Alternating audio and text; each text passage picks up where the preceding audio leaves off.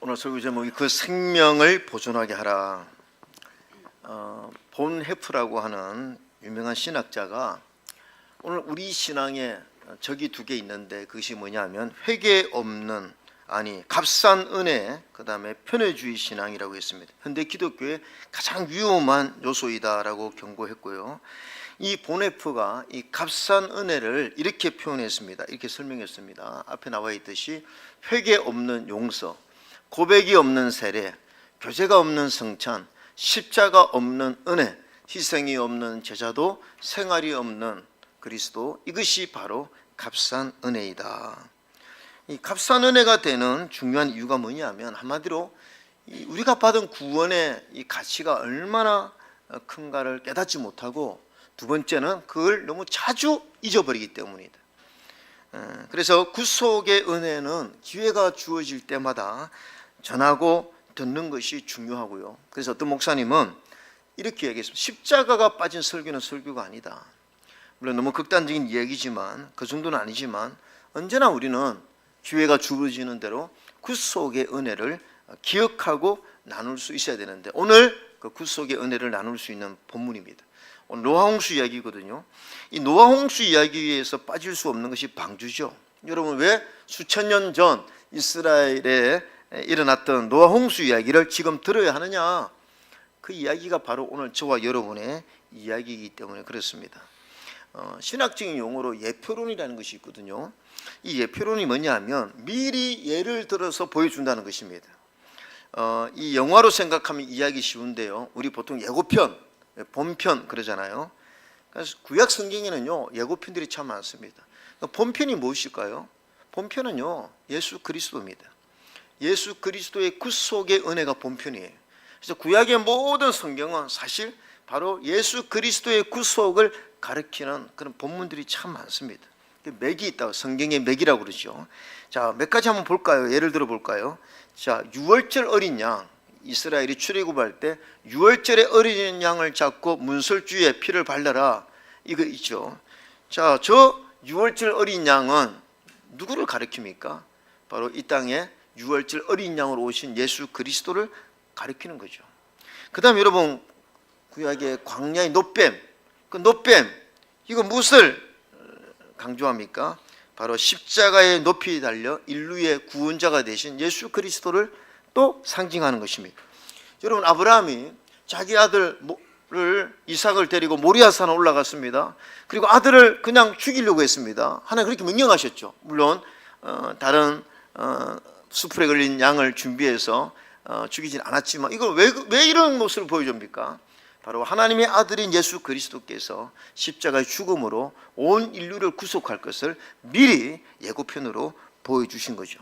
자, 이러한 예표 중 그 하나가 오늘 사실 본문성에 기록된 노아의 방주입니다. 자, 방주는 이런 모습이거든요.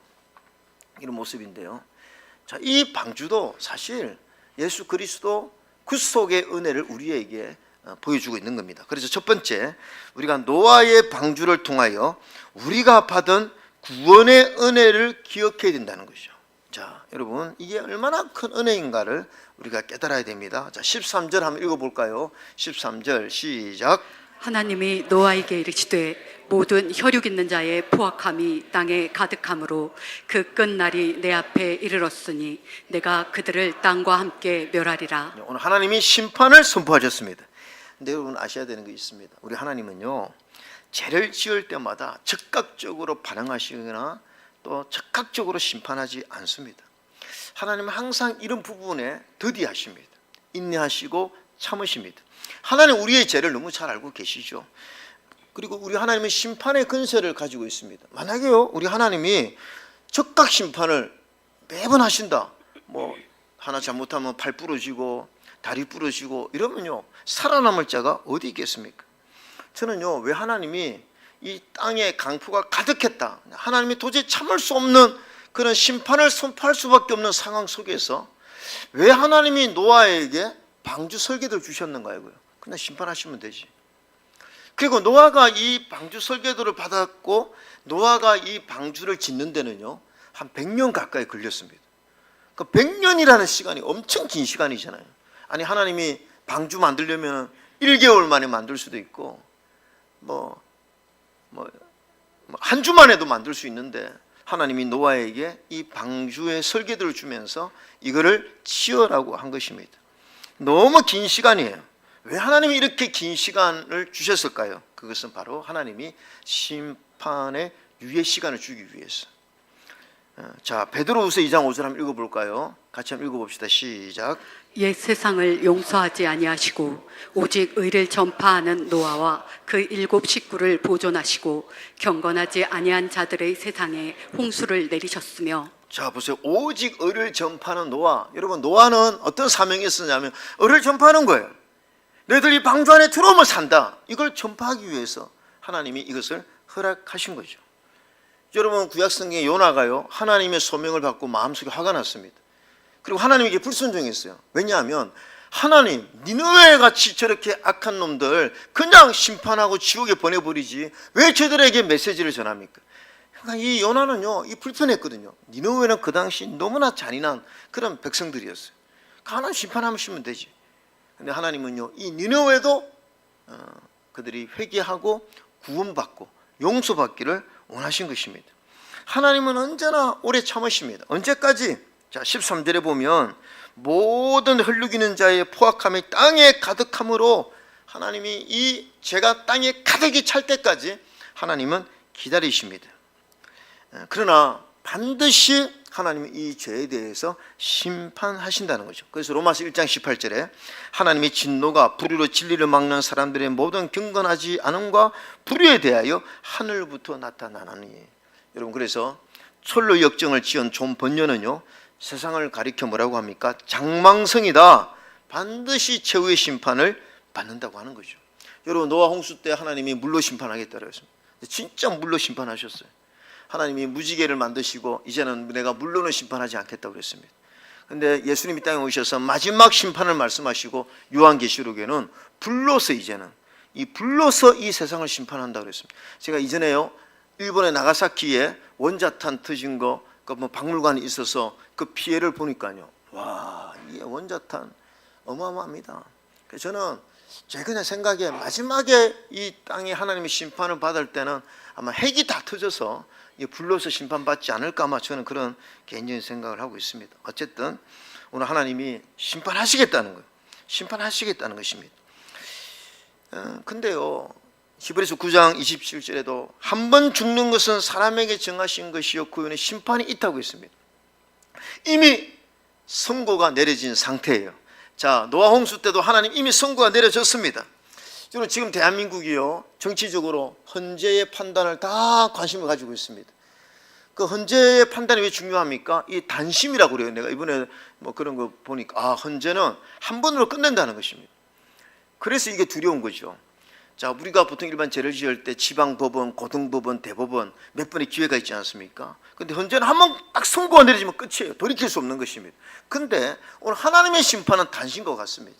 하나님이 한 번 딱 심판을 선고하면 도익자가 없습니다.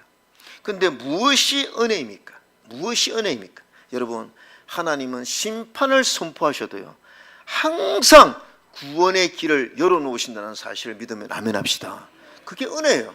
하나님은 심판을 하시지만 반드시 탈출구를 만드세요. 자, 보세요. 18절 한번 읽어봅시다. 18절 시작. 그러나 너와는 내가 내 언약을 세우리니 너는 내 아들들과 내 아내와 내 며느리들과 함께 그 방주로 들어가고. 제가 19절 혈육이는 모든 생물을 너는 각기 암수 한 쌍씩 방주로 이끌어들여 너와 함께 생명을 보존하게 하되. 하나님이 생명을 보존하게 하라. 그래서 하나님은 구원받을 자를 예비하신다는 것입니다. 구원받을 자에게 구원받을 기회를 하나님이 허락해 주신다는 거죠.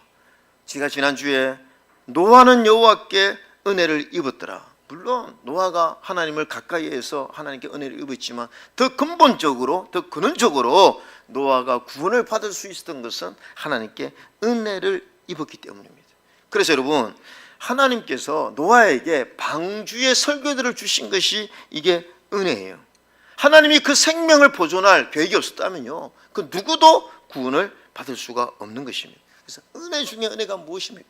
나 같은 죄인이 십자가의 은혜로 구원받았다는 것. 이게 은혜 위에 은혜인 줄로 믿습니다. 그래서 이 은혜를 아는 자는 이렇게 찬송하는 거 아닙니까? 아, 하나님의 은혜로 이 쓸데없는 자 왜 구속하여 주는지 나는 알 수 없도다. 그렇죠? 아니, 왜 나 같은 자를 구속하여 주는지 나는 알 수 없도다. 이것이 은혜이기 때문에 그런 거죠. 자, 그래서 우리 하나님은 노아에게 방주를 지을 것을 명령하는데, 자, 14절 한번 읽겠습니다. 14절 시작. 너는 고페르 나무로 너를 위하여 방주를 만들되 그 안에 간들을 막고 역청을 그 안팎에 칠하라. 여러분, 고페르 나무, 이게 이전에 잣나무인데요, 아주 단단하고 물에 잘 붙지도 않고 내구성이 아주 강한 나무고요. 그 다음에 역청은 우리 어제 아스콘 공사하지 않았습니까? 그 아스팔트와 같은 거예요. 그래서 이게 방수가 되는 것입니다. 그래서 홍수가 날 때 물이 그 틈으로 침투하지 못하도록 하나님 완전히 방수가 되는 배를 만드실 것을 계획하셨는데, 자, 이 역청이라는 단어가 히브리어로 코페르, 속죄제물, 그리고 칠한다라는 말이 카파르로 이 덮다라는 것입니다. 이게 다 무엇을 상징하는 것입니까? 예수 그리스도의 십자가, 그 십자가의 보혈로 우리의 모든 죄를 덮어준다는 이런 구속의 은혜를 지금 상징하고 있는 거죠. 자, 여러분, 오늘 성경의 16절에 보면, 자, 거기에 창을 내되 위에서부터 한 규빗을 내고 그 문은 여기에서 이 문은요 단수이고 정관사입니다. 문이 하나밖에 없습니다. 이 큰 배에 들어가는 문은 딱 하나밖에 없는 것이죠. 성경에는요 문을 굉장히 강조합니다. 성막을 만들 때도 얼마나 이 문 딱 한쪽에 문을 하나만 만들었습니다. 왜 그랬습니까? 여러분, 요한복음 10장에 보면 내가 진실로 너에게 이르노니 나는 양의 문이다 그랬습니다. 그러니까 예수 그리스도의 십자가의 은혜를 통해서만 우리가 구원을 받을 수 있는 줄로 믿습니다. 노아의 방주가 그것을 오늘 우리에게 말하는 거죠.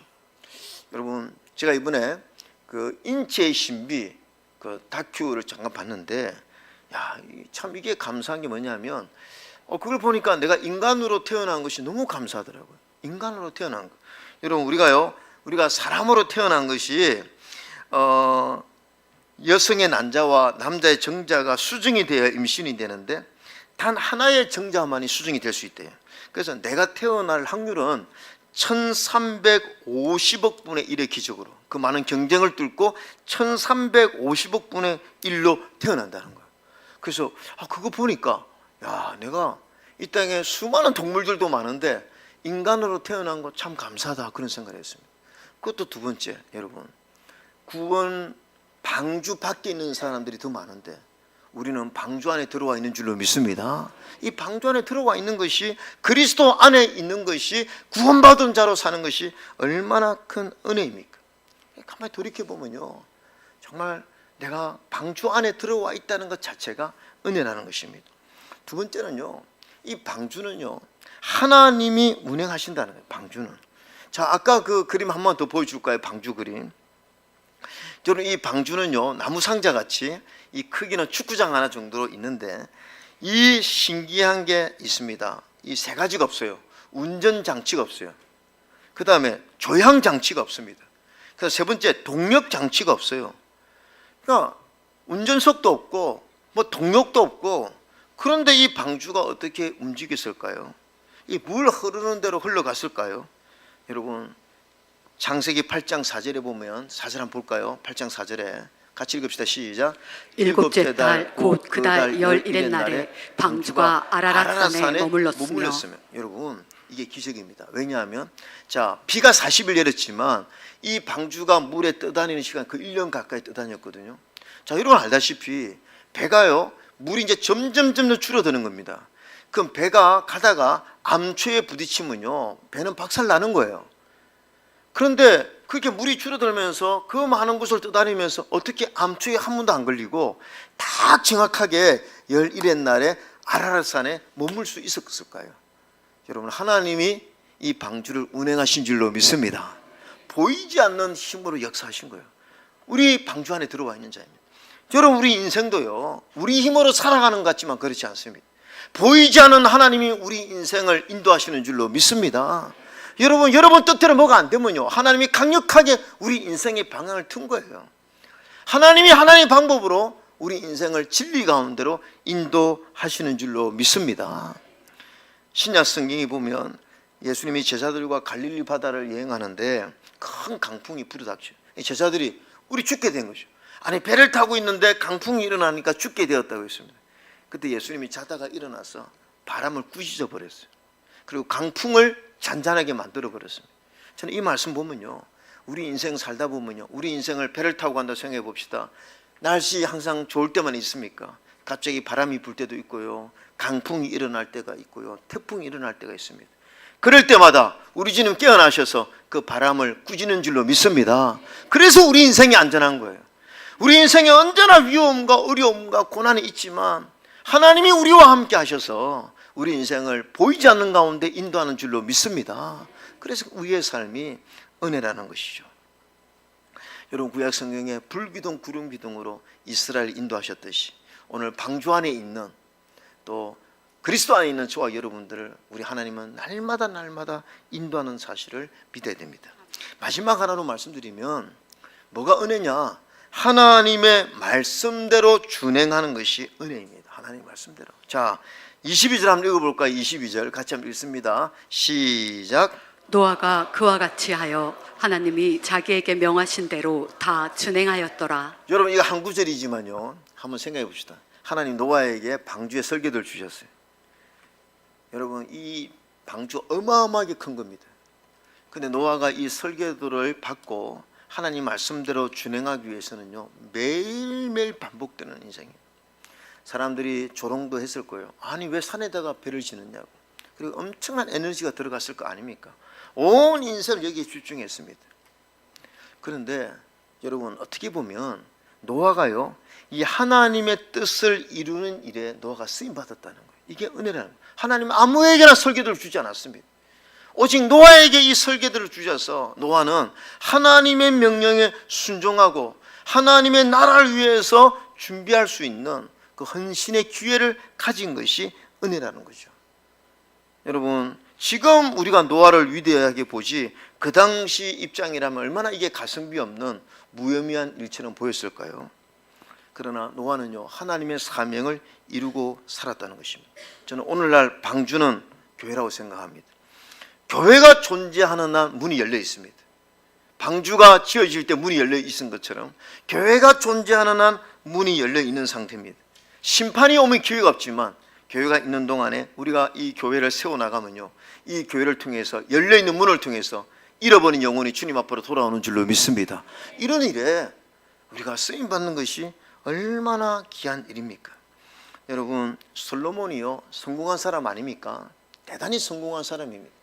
그렇게 성공한 사람도 죽을 때 뭐라고 했습니까? 인생이 헛되다 그랬습니다.